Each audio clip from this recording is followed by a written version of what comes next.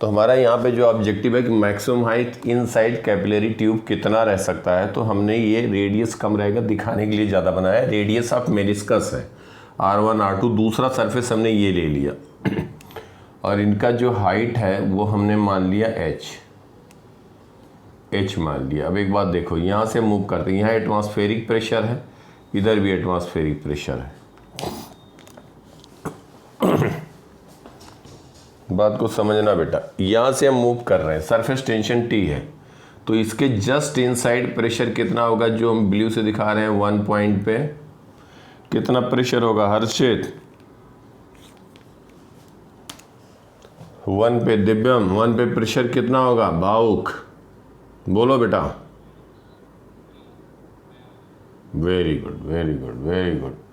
P0 minus 2T/R1, very good. यहाँ पे pressure हुआ, फिर यहाँ से H डेप्थ नीचे जाएंगे, प्लस ρGH हो गया, 2 पॉइंट पे हुआ बेटा, हुआ ना। अब ये कॉनकेव से कॉन्वेक्स साइड जा रहे हैं, तो प्रेशर क्या हो जाएगा, या कॉन्वेक्स से कॉनकेव जा रहे हैं तो फिर प्लस हो जाएगा 2T/R2। ये इस पॉइंट पे पहुंच गए, तो इस पॉइंट पे प्रेशर कितना है P0। यस, ऐसे लिख दो एक लाइन में, बस बात आ गई। देखो यहाँ से कितना इंटरेस्टिंग, P0 कैंसिल हुआ। देखो ρGH, H में इंटरेस्टेड है हम, तो ρGH लिखेंगे, यह आ जाएगा 2T 1/R1 माइनस 1/R2, और ये H कहेंगे तो ये हो जाएगा 2T upon ρG 1/R1 minus 1/R2। अब बेटा देखो, ये हम कह रहे हैं कि H मैक्सिमम हो जाए। H मैक्सिमम के लिए पहले R2 पे बात करते हैं। R2 की वैल्यू क्या होगी, जितना ज़्यादा होगा उतना H की वैल्यू ज़्यादा होगी, ऐसा है या नहीं। तो H की वैल्यू ऐसा भी हो सकता है, ध्यान देना, H की वैल्यू ये हो जाए या बिल्कुल फ्लैट हो जाए, फ्लैट बिल्कुल हो जाए। तो R2 क्या कह दोगे, इनफाइनाइट हो गया, मैक्सिमम हो गया। डिनोमिनेटर ये माइनस में R2 मैक्सिमम होगा, तो ये टर्म टेंडिंग टूवर्ड 0 हो जाएगा। अब देखो for R2 is equal to infinity, R2 is equal to infinity, ये हो गया R1 और ये हो गया इन्फिनिटी,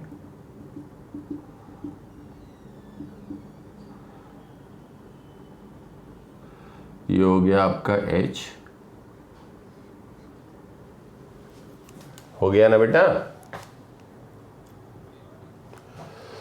तो यहाँ पे हम H की वैल्यू कह सकते हैं, H is equal to 2T upon ρGR1, 2T upon ρGR1, ये H की वैल्यू आई। तो इस तरह से सरफेस हो सकता है। अब एक बात देखो कि अगर हम कह दें कि अगर इसमें लिक्विड का सरफेस इस तरह से कुछ हो जाए, स्क्रीनशॉट लो बेटा इसका,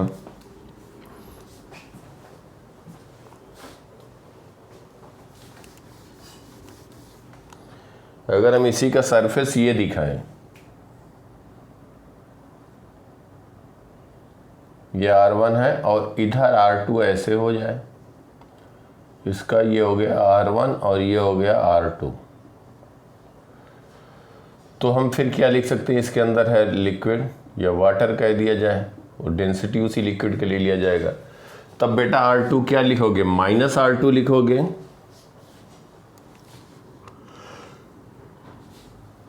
क्यों लिखेंगे कि यहाँ पे देखो P0 एटमॉस्फेरिक है, तो P0 यहाँ पे कॉनकेव से कॉन्वेक्स जा रहा है, इसके इनसाइड गए तो P0 minus 2T/R1 minus 2T/R1 plus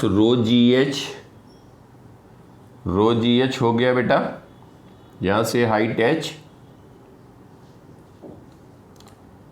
H के कंपैरिजन में ये जो यहाँ पे थिकनेस है दैट इज वेरी लेस, इस पॉइंट से, ये ध्यान दें हम यहाँ पे लिख रहे हैं तो वही बात यहाँ पे ले लेंगे, क्योंकि ये जो थिकनेस होगा that is very small, we are neglecting in comparison to H.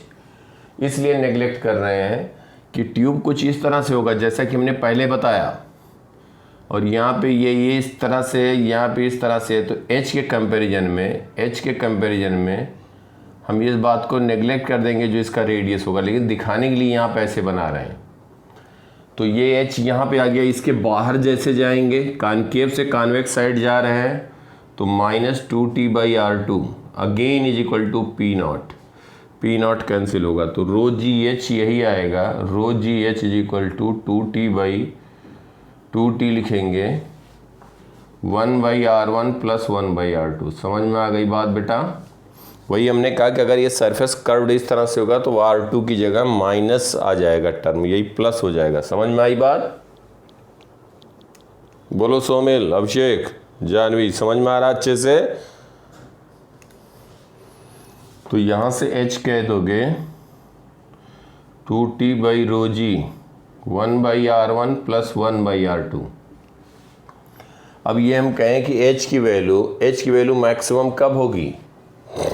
अब ये ऐड हो रहा है बेटा, इसका मतलब कि अगर कुछ इस शेप में आ जाए तो और h बढ़ेगा, ऐसा है कि नहीं? पहले इस डायरेक्शन में था तो नेगेटिव था, तो नेगेटिव में इनफाइनाइट हुआ, तब ये h की वैल्यू आई। अगर ये इधर कहीं पे इसका मेनिस्कस का रेडियस हो गया अपवर्ड साइड में तो ये प्लस हो गया। और ये r1 r2, एक बात देखो, r1 r2 की वैल्यू जितना कम होगा h उतना ही ज़्यादा होगा। r1 r2 जितना ही कम होगा h की वैल्यू उतनी ही ज़्यादा होगी। ये बात समझ में आ रही है? तो r1 r2 की वैल्यू स्क्रीनशॉट लो बेटा,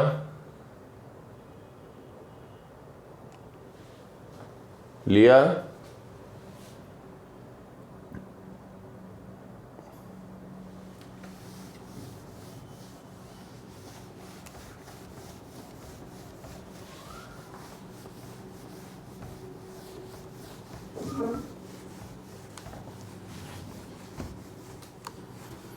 अब ये देखो r1 r2 की वैल्यू कितनी हो सकती है? मिनिमम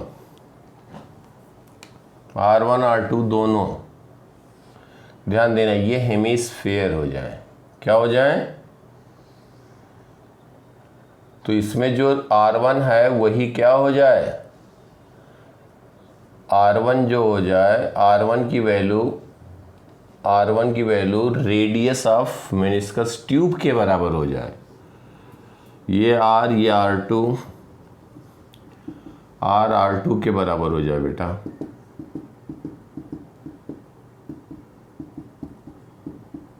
समझ पा रहे हो सब लोग? r2 के बराबर हो जाए, क्योंकि ये एंगल ऑफ कांटेक्ट यहाँ पे 0 हो गया, इससे कम हो गया तो फिर ये नीचे ही चला जाएगा।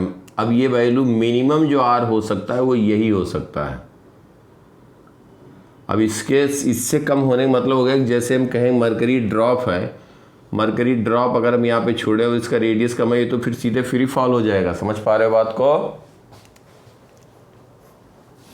मरकरी केस होता तो मरकरी में हेमिस्फीयर इस तरह से बनता ना बेटा, इस तरह से बनता, उससे कम रेडियस हो जाता तो फिर ये नीचे सीधे चला जाता। तो ऐसे ही वाटर में ये मिनिमम कितना हो सकता है? रेडियस ऑफ ट्यूब के बराबर हो जाए। तो फॉर एच मैक्सिमम हम कह सकते हैं, for H maximum 2t/ρg 1/r + 1/r 2t/ρg 2/r, इसको कह सकते हैं 4t/ρg_r। ये हो गया h मैक्सिमम, ये वैल्यू आएगी वेयर r = r1 = r2। ये अलग अलग दिया रहेगा तो अलग अलग लिख देंगे। तो इसका मतलब किसी भी ट्यूब में, कैपिलरी ट्यूब में मेनिस्कस इस तरह से भी हो सकता है तो हाइट कम होगी। दूसरा, किसी ट्यूब में मेनिस्कस इस तरह से भी हो सकता है, किसी भी ट्यूब में मेनिस्कस इस तरह से भी हो सकता है तो ऐसे भी पूछा जा सकता है कि कहाँ कहाँ पॉसिबिलिटी, ऊपर हमेशा कॉनकेव रहेगा, नीचे वाला पार्ट तीनों पॉसिबिलिटी हो सकती है, और इसमें मैक्सिमम हाइट इसमें आएगी, और जब ये आर की वैल्यू आर के बराबर हो जाए। ये बात सबके समझ में आई बेटा? सही सही बताना, या किसी कहीं कुछ डाउट है तो पूछो। अच्छे से समझ में आया या नहीं?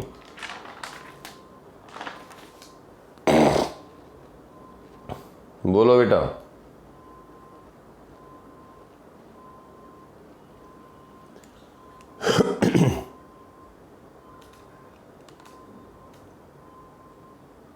नहीं समझ में आया?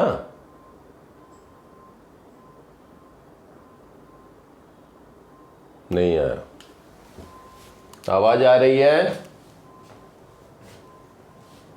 नहीं समझ में आया? देखो,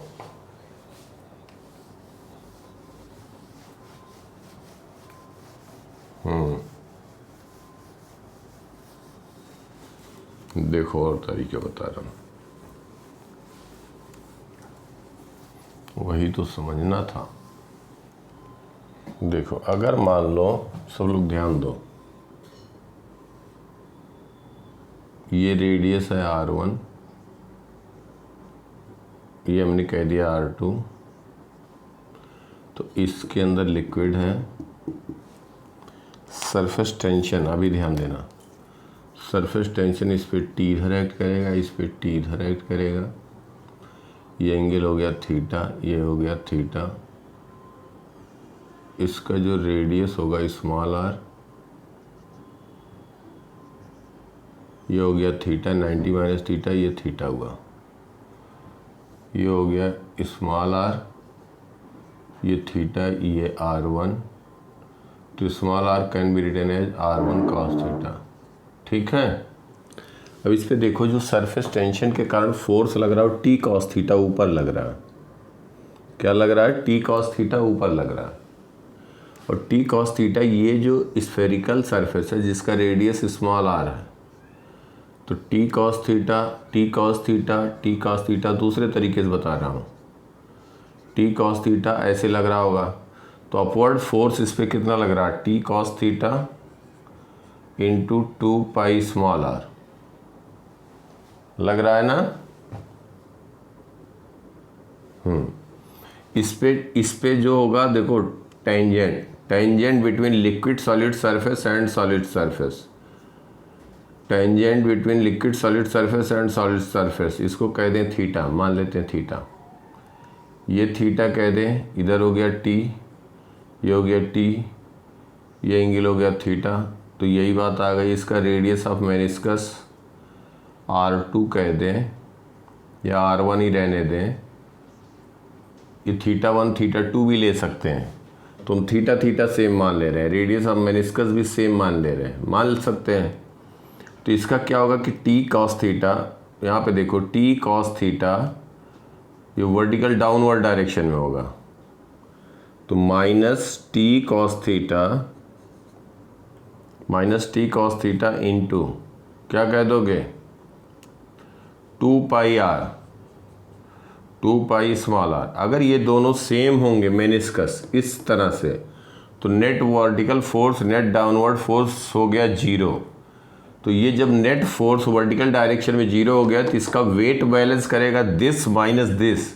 तो इसका मतलब ये तभी पॉसिबल है कि जब ये लिक्विड इसके अंदर ना हो, मतलब लिक्विड ना हो इन द सेंस इस तरह से हो गया, और ये लिक्विड का दूसरा लेयर ये हो गया, तो उसके वेट को हम नेग्लेक्ट कर सकते हैं। इसी के वेट को तो ये बैलेंस करता। अगर ये T cos theta into 2 pi R1 कह दें, इसको 2 पाई R2 कह दें, ये R2 रेडियस ले लें, ये R2 ले लें, तो इसको हम कहेंगे R जो होगा, स्मॉल r तो सेम होगा, रेडियस ऑफ मेनिस्कस अगर हम ले लें, कंसीडर करें, तो T cos theta 2 pi R1, R यहाँ पे हम कहेंगे स्मॉल r होगा R1 cos थीटा, और इसमें स्मॉल r होगा R2 cos थीटा। फिर हम लिख सकते हैं, ध्यान देना, यहाँ पे R1 कह दें, इसको R2 कह दें, R1 R2 दोनों सेम है, ये कह दें R1, तो क्या हो जाएगा? T cos theta into 2 pi R1 minus R2 is equal to, ये जो नेट फोर्स अपवर्ड है वो इसी के वेट को बैलेंस करेगा। वेट क्या हो जाएगा, pi R square H volume into density into G. समझ में आई बात बेटा? यहाँ से यही चीज़ यहाँ से एच की वैल्यू जब लिखोगे, तो यही बात आएगी। R1 R2 रखोगे, R1 रखोगे capital R1 cos theta, R2 रखोगे कैपिटल R2 कॉस थीटा।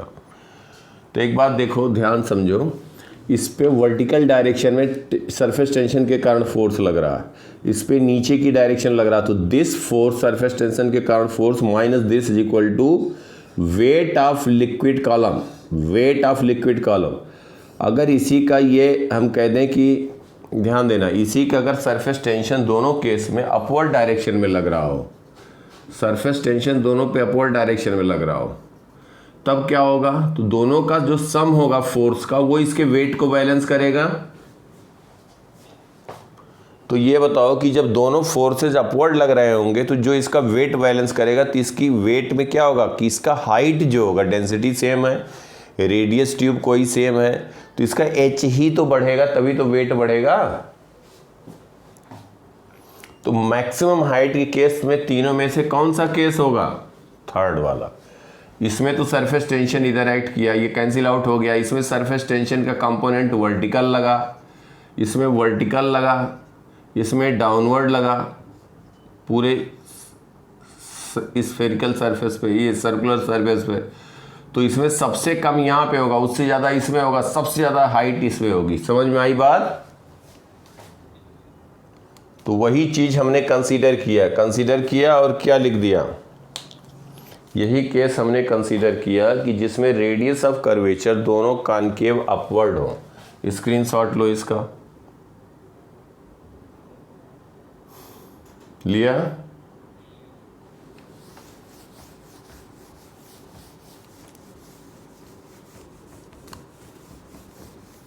तो अगर हम यहाँ पे स्फेरिकल ना लेते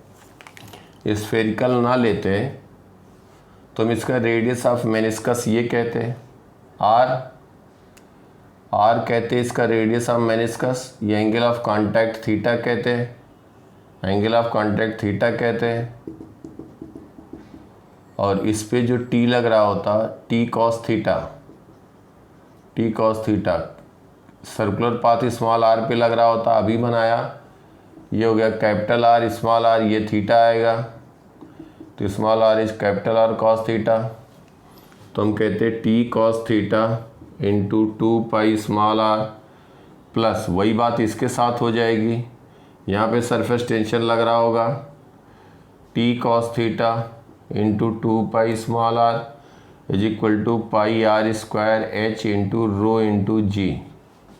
तो h की वैल्यू लिखें यहाँ पे, पाई आर एक कैंसिल हो जाएगा, पाई आर कैंसिल हो जाएगा, h की वैल्यू लिखें तो यहाँ पे हम कह सकते हैं 4t cos theta upon rho G R. अब ये बेटा h मैक्सिमम कब होगा, जब थीटा क्या हो जाए, cos थीटा 1 हो जाए। थीटा 0 का मतलब हो गया कि ये हेमिस्फेरिकल शेप में आ जाए, तभी एंगल ऑफ कांटेक्ट 0 कहोगे ना। तो वही चीज़ हमने डायरेक्टली लिखा था, और ये शेप में होगा तो फॉर एच मैक्सिमम हम कह देंगे 4t upon rho G are, और ये आर क्या था, रेडियस ऑफ ट्यूब, वही मेनिस्कस के बराबर हो गया। कब हो जाएगा, जब थीटा हो जाएगा 0, for theta 0 angle of contact. वही आया कि नहीं आया, अब समझ में आया? अभिषेक क्लियर हुई बात?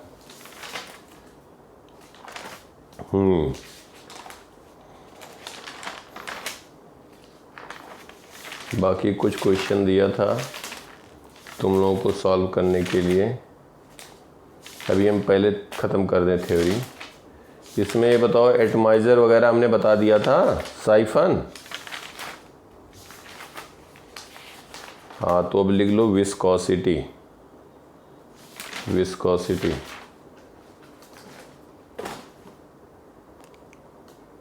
Viscosity, Newton's law of viscosity. मिटाएं इसको, स्क्रीनशॉट लिया,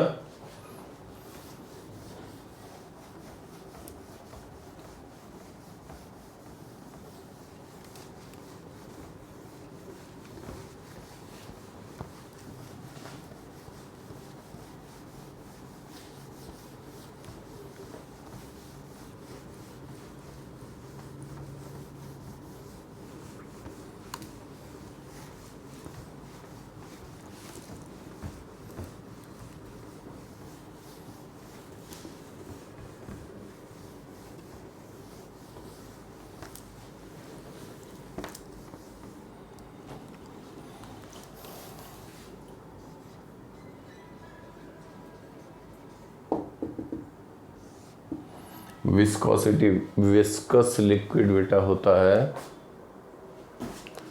जैसे कहीं पे भी फ्रिक्शन बिटवीन लिक्विड लेयर, जब फ्रिक्शन की बात आती है तो हम कहते हैं लिक्विड इज विस्कस लिक्विड है।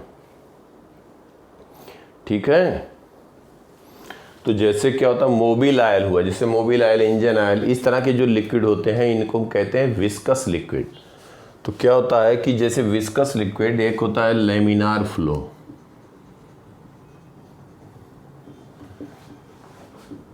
रेनॉल्ड नंबर बताया था, नहीं बताया था, लिख लो। एक होता है ऑब्जेक्टिव वगैरह बन सकता है, रेनॉल्ड नंबर, इसको एन, कैपिटल एन आर से डिनोट करते हैं। कैपिटल एन आर होता है रो वी डी अपॉन एटा। अभी बताते हैं एटा क्या होता है। तो यहाँ पे रो है density, density of liquid, density of liquid, और जो डेंसिटी लिक्विड की है और स्पीड वी, किस स्पीड से फ्लो कर रहा है, स्पीड ऑफ फ्लो, और D diameter of pipe, diameter of pipe जिसके अंदर कोई लिक्विड फ्लो कर रहा है, कोई लिक्विड फ्लो कर रहा है, विस्कस लिक्विड फ्लो करता है तो बेसिकली इस तरह से फ्लो करता है। किसकी मैक्सिमम स्पीड मिड में होती है, किनारे इसकी स्पीड कम होती जाती है, अभी एक्सप्लेन करते हैं। तो इसका डायमीटर डी हो गया, डायमीटर डी हो गया। तो क्या करते हैं, एटा is coefficient of viscosity, coefficient of viscosity, अभी एक्सप्लेन करते हैं कोफिशिएंट ऑफ विस्कोसिटी। तो ये वैल्यू से हम कैलकुलेट करते हैं रो वी डी अपॉन एटा। तो ये जो आता है वैल्यू उसको कहते हैं रेनॉल्ड नंबर, एन आर। तो एन आर की वैल्यू अगर आती है, if N R is less than 2000, तो कहते हैं कि फ्लो विल बी स्टडी और streamline, flow will be steady और स्ट्रीम लाइन, स्टडी और स्ट्रीम लाइन। दूसरा, अगर एन आर की value, if N R is greater than 3000, तो हम कहेंगे flow will be turbulent, flow will be turbulent. अब कहोगे टर्बुलेंट क्या होता है, देखो जैसे अगर कहीं किसी पाइप में लिक्विड फ्लो कर रहा है, लेमिनार फ्लो स्टडी फ्लो का कंडीशन हमने लिखा था, याद करो, ये 0.1 कह दिया, 1.2, 0.3 पॉइंट। तो यहाँ पे अगर वेलोसिटी v है, इसका मतलब कोई भी पार्टिकल, लिक्विड पार्टिकल जो भी कभी किसी इंस्टेंट पे पहुँचेगा 1 पे, हर एक लिक्विड पार्टिकल की वेलोसिटी कितनी होगी, v होगी। तो हम कहेंगे this flow is steady flow, मतलब जो लिक्विड की कैरेक्टरिस्टिक को डिफाइन करता है, velocity, density, pressure, that will not going to change with respect to time. तो del v by del T is equal to del rho by del T is equal to del P by del T is equal to 0। ये time के respect में किसी भी point पे constant रहेंगे। समझ में आई बात? मैथमेटिकली हम कहेंगे then flow will be steady और स्ट्रीम लाइन फ्लो। अब यहीं पे देखो ध्यान से, टर्बुलेंट फ्लो क्या होता है कि जैसे लिक्विड फ्लो कर रहा है या रिवर फ्लो कर रही है, आगे कोई पानी के अंदर ही कोई पहाड़ है, पत्थर का बहुत बड़ा टीला है, तो उस पर जब जाके वो कोलाइड करेगा तो किसी भी लिक्विड पार्टिकल का किसी भी टाइम पे कोलिजन के बाद उसकी वेलोसिटी प्रिडिक्ट नहीं कर सकते कि कोलिजन के बाद हिट किया तो उसकी वेलोसिटी किधर होगी, किस डायरेक्शन में होगी, कितनी होगी। समझ में आ रही बात बेटा? तो टर्बुलेंट फ्लो उसको कहते हैं। या जैसे कभी कभी टैप, घर में जब सप्लाई वगैरह आती है तो कभी कभी टैप जो नगर निगम वगैरह से आता है, तो कभी टैप खोलो तो स्मूथली मीडियम में रखा तो वहाँ से फ्लो कर रहा है, तो स्ट्रीमलाइन फ्लो कह सकते हैं। कभी कभी क्या होता है, टैप खोला तो बहुत तेज़ी से पानी आ रहा, फिर एयर आ रहा, फिर पानी आ रहा, फिर एयर आ रहा, तो किसी भी लिक्विड पार्टिकल का हम वेलोसिटी प्रिडिक्ट नहीं कर सकते किस डायरेक्शन में होगा, कितना होगा। तो वो रुक रुक करके जो पानी फ्लो करता है उसको क्या कहते हैं? टर्बुलेंट फ्लो कहते हैं। किधर भी किसी पार्टिकल जा सकता है। तो अगर ये रेनॉल्ड नंबर 3000 के ऊपर हो गया तो फ्लो विल बी टर्बुलेंट। अब अगर रेनॉल्ड नंबर इनके बीच का हो गया, तीसरा केस देखो, अगर रेनॉल्ड नंबर इनके बीच में आ गया तब क्या होगा?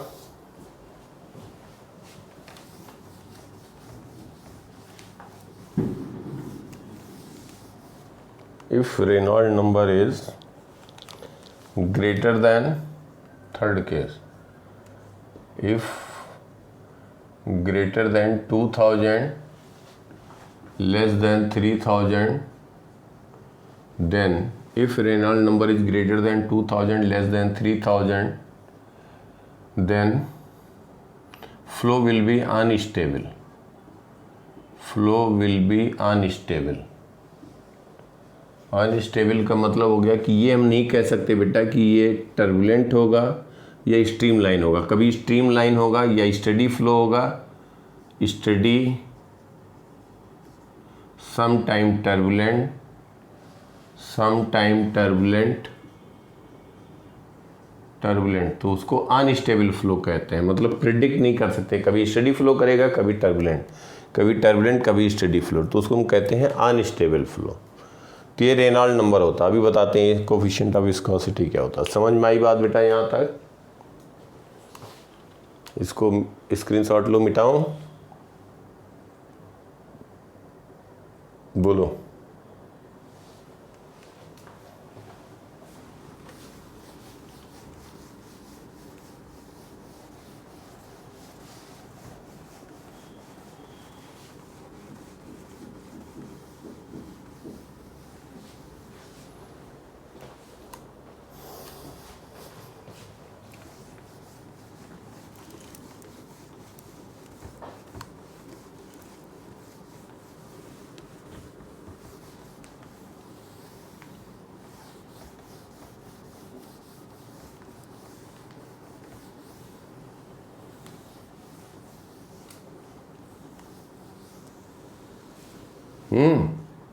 अब देखो, तो हम विस्कोसिटी की बात कर रहे थे।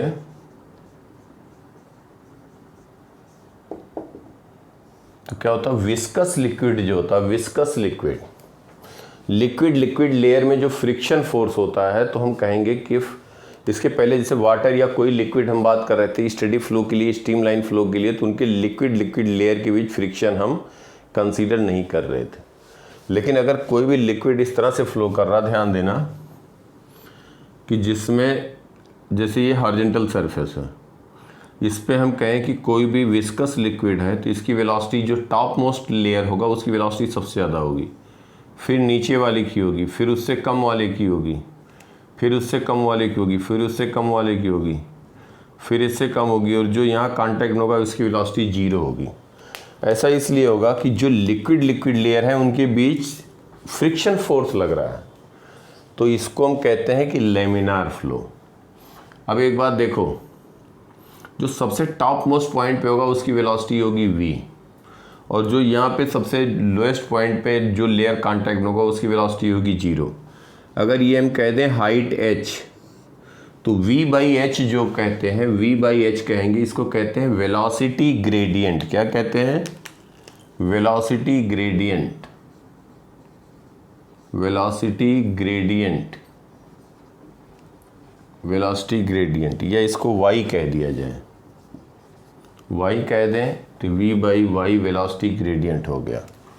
अब इसके ऊपर अगर हम मान लो यहाँ पे कंसीडर करते हैं तो इसकी वेलोसिटी, अगर ये लेयर है v, तो इस लेयर की वेलोसिटी कह सकते हैं v प्लस dv, और ये हम कह सकते हैं dy। क्या कह सकते हैं? dy थिकनेस जाने से वेलोसिटी बढ़ गई dv, तो वेलोसिटी ग्रेडियंट को हम dv/dy भी लिख सकते हैं। वेलोसिटी ग्रेडियंट, वेलोसिटी ग्रेडियंट मतलब कि y के रिस्पेक्ट में किस तरह से, किस रेट से v चेंज हो रहा है एज y इज चेंजिंग। अब यहाँ पे एक बात ध्यान दो कि अगर मान लिया जाए कि कोई हम यहाँ पे एक बोट एज्यूम करें, बोट, ध्यान देना, तो दोनों लिक्विड लिक्विड लेयर में फ्रिक्शन फोर्स है, तो बोट पे नीचे वाला जो लेयर होगा, बोट तो आगे जा रही है v प्लस dv से, ये नीचे वाले लेयर को बोट चाहेगा कि आगे जाए, लेकिन नीचे वाला लेयर बोट को चाहेगा पीछे जाए। इनके बीच फ्रिक्शन फोर्स लग रहा है, इनके बीच फ्रिक्शन फोर्स लग रहा है। तो बोट का अगर हम कहें कि इनके बीच इस तरह से, इसी को कहते हैं विस्कस फोर्स। बोट पे नीचे वाला लेयर विस्कस फोर्स लगाएगा लेफ्टवर्ड, बोट का जो सरफेस होगा नीचे वाले लेयर पे लगाएगा फॉरवर्ड डायरेक्शन में। अब नीचे वाला लेयर है वो नीचे, इसके जस्ट नीचे बिलो लेयर पे ये चाहेगा कि ये लेयर आगे जाए, ये लेयर चाहेगा कि इसके ऊपर वाला लेयर पीछे जाए। समझ में आ रही बात बेटा? तो इनके लेयर के बीच जो फ्रिक्शन फोर्स होता है उसी को कहते हैं विस्कस फोर्स। अब देखो ध्यान से, तो जो अगर इसका एरिया जो हम रेड से दिखा रहे हैं, रेड से जो दिखा रहे हैं, इसका एरिया मान लिया जाए A है, सरफेस एरिया A, तो न्यूटन ने बताया, Newton's law of viscosity, Newton हर जगह पे है, न्यूटन्स कुछ है नहीं बेटा, बहुत आसान है, न्यूटन्स लॉ ऑफ विस्कोसिटी। इन्होंने बताया कि जो ये अपर लेयर है, तुमने बोट का एक लेके एग्जाम्पल दिया, सरफेस अगर A है तो जो विस्कस फोर्स लगेगा that is directly proportional to A, viscous force is directly proportional to velocity gradient, और इन दोनों को अगर कंबाइन करें तो F is directly proportional to A dv/dy। और अगर हम यहाँ पे F की वैल्यू लिखें तो F will be equal to minus eta, ये आएगा coefficient of viscosity A dv/dy, इसी को कहते हैं coefficient of viscosity, coefficient of viscosity. ये लिक्विड पे डिपेंड करेगा, कोफिशिएंट ऑफ विस्कोसिटी। इसकी SI यूनिट हो जाएगी, SI यूनिट, ध्यान देना, ये बेटा मीटर स्क्वायर है, ये मीटर पर सेकंड है, ये मीटर पर सेकंड है, ये मीटर है, तो एक यहाँ मीटर कैंसिल हो गया, तो मीटर स्क्वायर पर सेकंड, तो न्यूटन सेकंड पर मीटर स्क्वायर, न्यूटन सेकंड पर मीटर स्क्वायर, ये SI यूनिट हुआ किसका? विस्कोसिटी का, विस्कोसिटी। इसी प्रोपोर्शनलिटी कांस्टेंट को कहते हैं कोफिशिएंट ऑफ विस्कोसिटी। इसका CGS यूनिट भी इंपॉर्टेंट है, पॉइस होता है, CGS unit of viscosity is poise, और इसको हम कहते हैं 10 poise is equal to 1 newton second per metre square. कभी CGS में दे दिया जाता है ज़्यादातर, तो वो ध्यान रखना, आंसर कुछ पूछा जाए तो CGS में ज़्यादातर दे दिया जाता है, तो उसको हम SI यूनिट में कन्वर्ट करते हैं, उसी के अकॉर्डिंग वैल्यू आएगी। ठीक है, तो ये क्या हो रहा है कि जो अपर सरफेस है, जैसे कुछ ना कुछ लेयर तो फ्लो हो, मतलब वेलोसिटी होती है, ध्यान देना, जब हम क्या कहते हैं कि जैसे रिवर फ्लो होता है, मैं एग्जांपल देने के लिए समझा रहा हूँ कि रिवर देखोगे अपर सरफेस जो होगा उसकी वेलोसिटी सबसे ज़्यादा होगी, जैसे जैसे लेयर नीचे जाएगा और जो एकदम हॉरिजॉन्टल सरफेस के कांटेक्ट में होगा उसकी वेलोसिटी सबसे कम होगी। रिवर फ्लो जो होगा सबसे अपर सरफेस सबसे तेज फ्लो कर रहा होगा, उनके बीच भी होता है कम होता है, फ्रिक्शन तो होता ही है, तो सबसे तेज जो फ्लो कर रहा होगा अपर लेयर कर रहा होगा, उसके नीचे वाला उससे कम फ्लो कर रहा होगा। तो मतलब जो ग्राउंड के कांटेक्ट में उसकी वेलोसिटी 0 हो गई, तो लेयर के बीच फ्रिक्शन फोर्स लग रहा है, उसी को कहते हैं विस्कस फोर्स। लिख लो बेटा, यहाँ तक नोट करो। कुछ डाउट है तो पूछो, हेजिटेट मत करो, कहीं पे भी कुछ लग रहा है तो पूछो।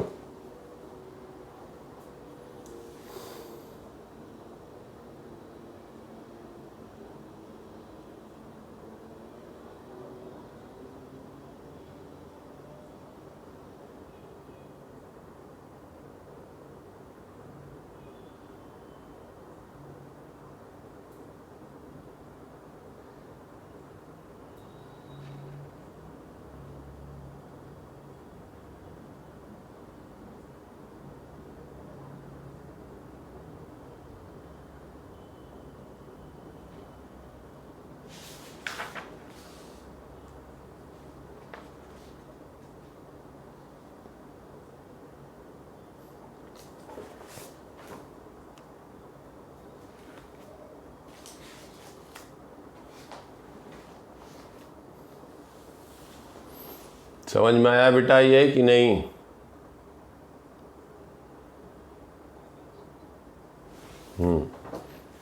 तो ऐसा कुछ मुश्किल नहीं है बिल्कुल। अब देखो इस पे क्वेश्चन देखो, सब आसान आसान।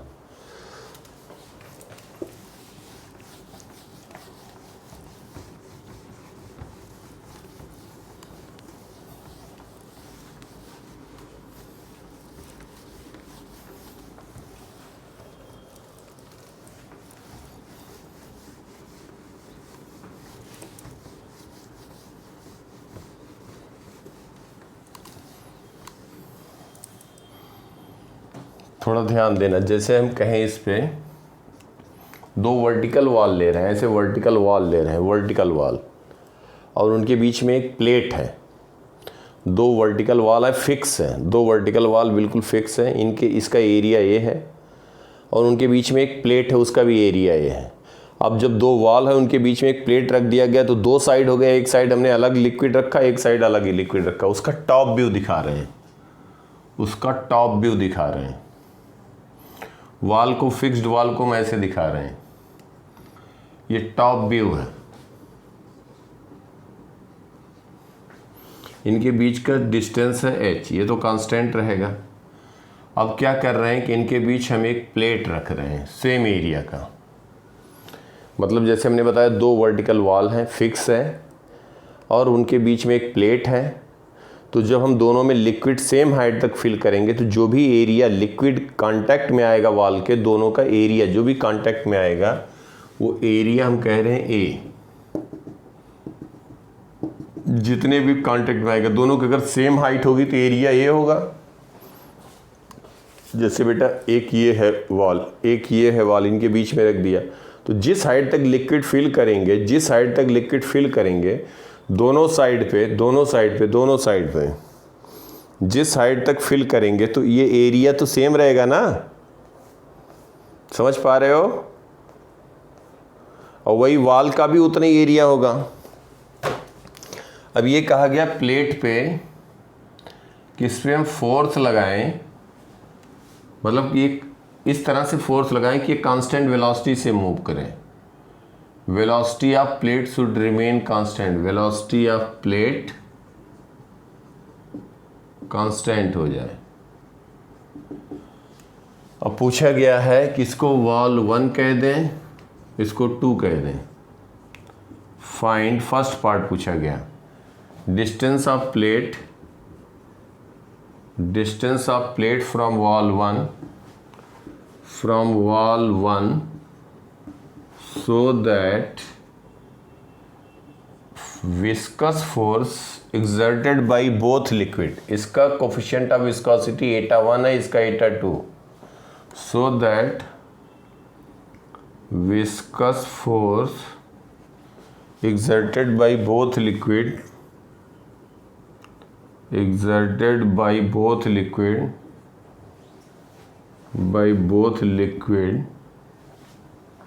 viscous force exerted by both liquid on wall 1 and 2 will be same। ठीक है। दूसरे में पूछा गया है distance of plate from wall 1, a plate from wall 1 so that F will be minimum, ये पूछा गया है। तो एक बात देखो बेटा, इसकी वेलोसिटी कुछ मान लेते हैं v और ये डिस्टेंस मान लेते हैं y, तो ऑब्वियसली ये डिस्टेंस हो गया h माइनस वाई, ये डिस्टेंस हो गया h माइनस वाई।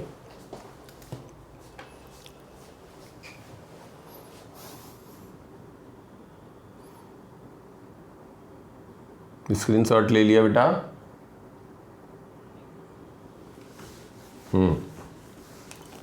तो अब अगर कहा जाए विस्कस फोर्स दोनों लिक्विड के कारण सेम हो जाए, तो हम कह देंगे कि इस पे विस्कस फोर्स लग रहा है, प्लेट पे जो लग रहा है वो F1 इधर लग रहा है। ध्यान देना, हमने यहाँ पे जो प्रोपोर्शनलिटी कांस्टेंट लिखा था minus Etah A dv by dx लिखा था, dv बाई dy क्यों लिखा था? क्योंकि विस्कस फोर्स वेलोसिटी के अपोजिट लग रहा है, निगेटिव डायरेक्शन में। तो F1 यहाँ पे लगा F2, तो from first part F1 should be equal to F2, यही पूछा गया है। अब यहाँ पे इसकी वेलोसिटी v है, जो लिक्विड कांटेक्ट में इसकी वेलोसिटी क्या है? v।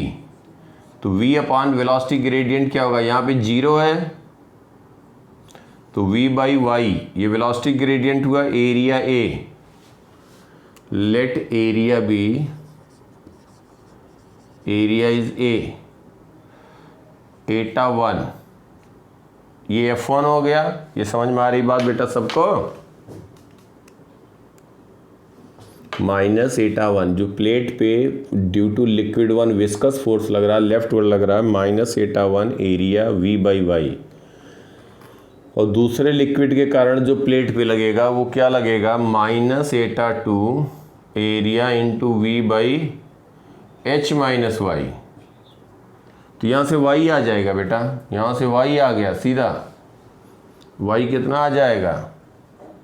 एटा 2 h अपॉन एटा 2 प्लस एटा 1। देखो यही आ रहा है,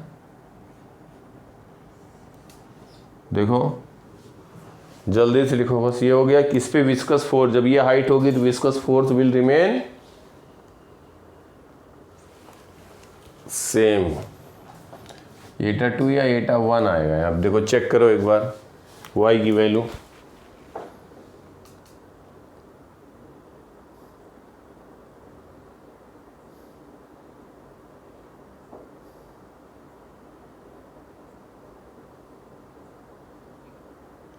ठीक है। अब दूसरे पार्ट में कहा गया कि f की वैल्यू y क्या हो कि f की वैल्यू मिनिमम हो जाए। जो ये f है वेलोसिटी कांस्टेंट तभी होगा जब F1 प्लस F2 की वैल्यू किसके बराबर हो जाए? f के। बिल्कुल सही बात है। तो ये वेलोसिटी कांस्टेंट तभी होगा, तो इसको हम कह सकते हैं, इसको कह सकते हैं फॉर सेकेंड पार्ट के लिए for f minimum. f minimum की बात करेंगे, f is equal to F1 plus F2। f लिख देंगे minus eta 1 area a v by Y minus eta 2 a v upon h minus Y. तो for f minimum y variable ले लेंगे बेटा, df by D Y is equal to 0 कहेंगे तो y की value आएगी। समझ पा रहे हो बात को? f वेरिएबल है किसके फंक्शन में? y के, f वेरिएबल है किसके फंक्शन में, y के, तो इसको डिफ्रेंशिएट करेंगे तो y की वैल्यू इक्वेट करेंगे 0 के, तो y की वैल्यू आ जाएगी h upon 1 plus minus root eta 2 upon एटा 1, ये वैल्यू आएगी। डिफ्रेंशिएट कर दें, देखो D F by D Y minus eta 1 A V constant है, 1 बाई वाई का डिफ्रेंशिएशन हो जाएगा minus 1 by Y square with respect to Y, ये हो जाएगा माइनस एटा 2 ए वी, ये कांस्टेंट हो गया, 1 अपॉन एच माइनस वाई, तो minus 1 upon H minus Y, ये निगेटिव साइन बाहर आएगा, प्लस हो जाएगा, ये हो जाएगा होल स्क्वायर इंटू वाई का, एच माइनस वाई का डिफ्रेंशिएशन, एच का 0 हो जाएगा, माइनस वाई का माइनस 1 हो जाएगा। कोई घबराने की बात नहीं है, डिफ्रेंशिएशन में सब बहुत आसान है। मेन ये इसका कॉन्सेप्ट याद रखो कि डिफ्रेंशिएट करके 0 करेंगे तो ये वैल्यू आ जाएगी। ये सब तो हो ही जाएगा, 12th वाले तो किए ही होंगे, 11th में थोड़ा सा हो सकता है, बाकी करोगे अपने आप करके देखना, सब बताया हुआ है, यही वैल्यू आ जाएगी। स्क्वायर है, ए वी टर्म जब इक्वेट करेंगे 0 के तो 0 हो जाएगा, तो y की वैल्यू ये आ जाएगी h upon 1 plus minus root eta 2 upon एटा 1, ठीक है।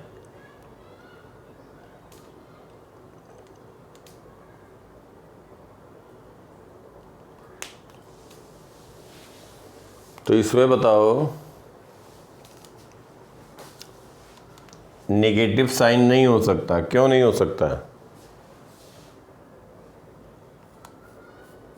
ये वैल्यू आई, नेगेटिव साइन इसलिए नहीं हो सकता कि रूट एटा 2 अपॉन एटा 1 की वैल्यू अगर कोई वैल्यू आई तो 1 से छोटी आई, अगर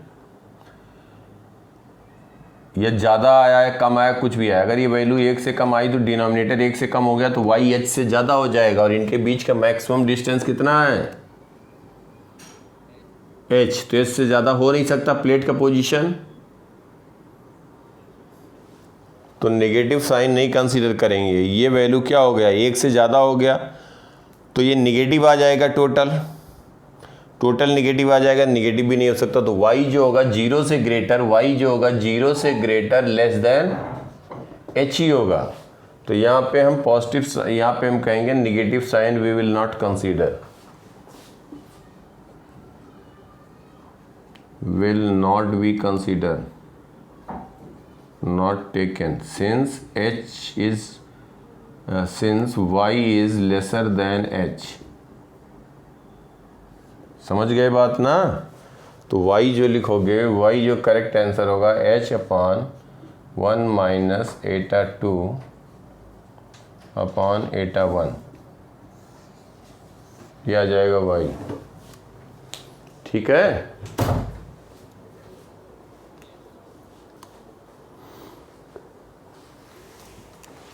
कहीं किसी को कुछ डाउट है तो बोलो बेटा।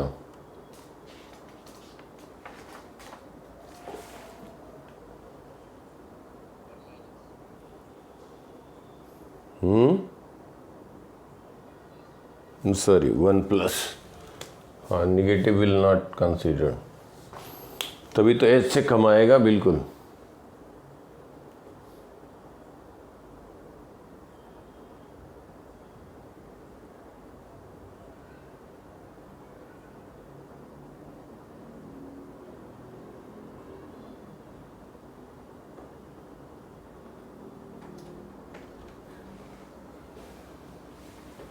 मिटाएं बेटा इसको,